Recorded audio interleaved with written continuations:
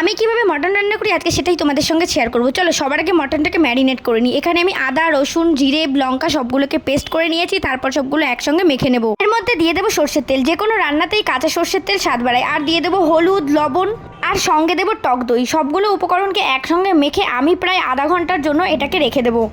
আমি প্রায় আধা ঘন্টা পরে এসে গেছি। এবার চলো বাদবাকি উপকরণগুলোকে রেডি করে রান্নাটা শুরু করা যাক।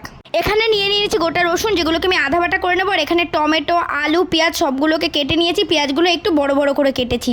চলো এবার রান্নাটা শুরু করা যাক। আমি এখানে কড়াইতে তেল গরম করে আলুগুলো ভেজে নিচ্ছি। আমি মোটে 2টো আলু কেটেছি, কারণ আমার আলু কেটে একদম ভালো লাগে না। তারপর ওই তেলের মধ্যেই আমি জিরে ফোড়ন দিয়ে পেঁয়াজ আর টমেটোগুলোকে ভেজে নেব।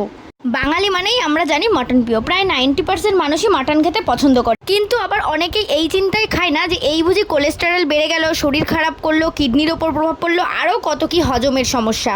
আমরা সবাই জানি খাসির মাংস একটা হাই প্রোটিন খাবার। দেখো আমার এবার মশলাটা ভাজা হয়ে গেছে। এবার আমি মাংসটা দিয়ে নাড়াচাড়া করে হালকা আঁচে আস্তে আস্তে মাংসটাকে কষিয়ে নেব। মাংসটা কষা হতে হতে চলো তোমাদেরকে বলি এর কি কি গুণ আছে। প্রোটিন, ভিটামিন, খনিজের ভালো উৎস মানে খাসির মাংস, এটা আমরা সবাই জানি। তাছাড়াও এই মাংস থাকে vitamin B3, vitamin B12, vitamin B6, iron, zinc, selenium. এইসব আমাদের শারীরিক গঠনে গুরুত্বপূর্ণ ভূমিকা পালন করে।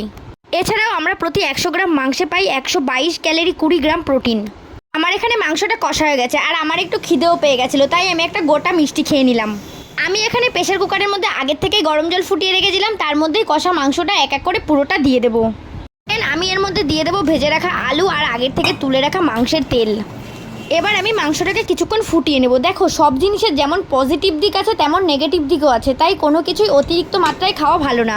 আমি প্রেসারটা আটকে দেবো। 3টে সিটি দিয়ে নামিয়ে নিলেই রেডি আমার মটন রেসিপি। তোমাদের ভিডিওটা কেমন লাগলো অবশ্যই জানিও। বাই।